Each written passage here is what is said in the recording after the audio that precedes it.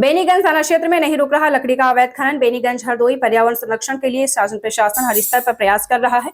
कई वर्षों से पौधारोपण अभियान चलाकर करोड़ों रुपए खर्च किए जा रहे हैं, पर कुछ चुनिंदा कुछ चुनिंदा स्थानीय जमींदारों की अनदेखी से वन माफिया हरे भरे पेड़ों का इलेक्ट्रॉनिक आरा चलाकर हरियाली को नष्ट करने में जुटे हैं।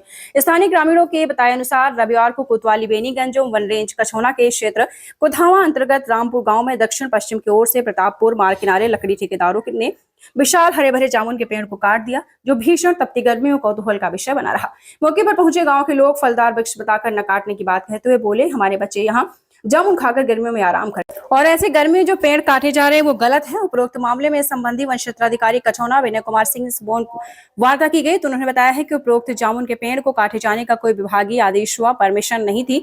बीट प्रभारी व वन दरोगा को तत्काल भेजकर जांच अनुसार विभागीय कड़ी कार्रवाई की जाएगी। और मैं खुद रात में या दिन में जब भी मौका मिलता है मैं क्षेत्र में ज़्यादातर अपना समय व्यतीत करता हूँ, ताकि इस तरीके की चीज़ें ना हो और आगे भी जारी रहेगा। लेकिन सर, ये आप कई बार कह चुके हैं, अब तक बराबर सूचनाएं मिलती रहती हैं कि पेड़ काटे गए, पेड़ काटे गए, कहीं न कहीं पर्यावरण के साथ में समझौता हो रहा है, ऐसा प्रतीत होता है। कैसे ये सही हो पाएगा?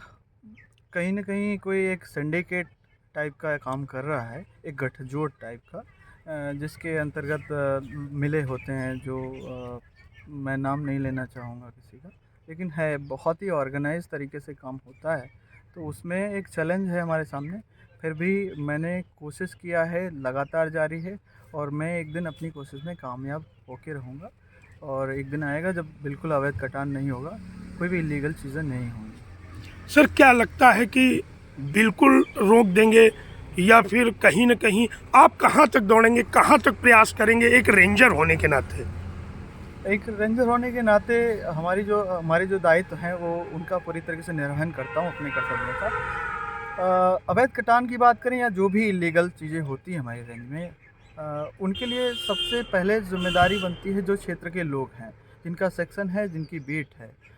वो लोग अगर सतर्क रहें, बराबर अलर्ट रहें और मौके पर जाएं, जो ये ठेकेदार लोग हैं जो अवैध कटान करते हैं, इनके खिलाफ़ अगर कड़ी कार्रवाई होती रहे तो मुझे नहीं लगता कि ज़्यादा समय लगेगा और इन पर लगाम लग सकता है बहुत जल्दी ही। पूरी तरह एक एक पेड़ के पास तो हम नहीं बैठ सकते हैं, लेकिन हाँ ये कह सकते हैं कि कोई बड़े बाग या बहुत ज़्यादा संख्या में पेड़ों का कटान नहीं होने पाएगा, इस बात की गारंटी देते हैं। सर, और भी ग्रामीणों के आरोप रहते हैं कि पेड़ अधिक कटते हैं और जुर्माना कम पैसे का होता है, ये क्या? नहीं, ऐसा बिल्कुल नहीं है। जुर्माना ही तो है जो उनकी लकड़कट्टों की कमर तोड़ देता है।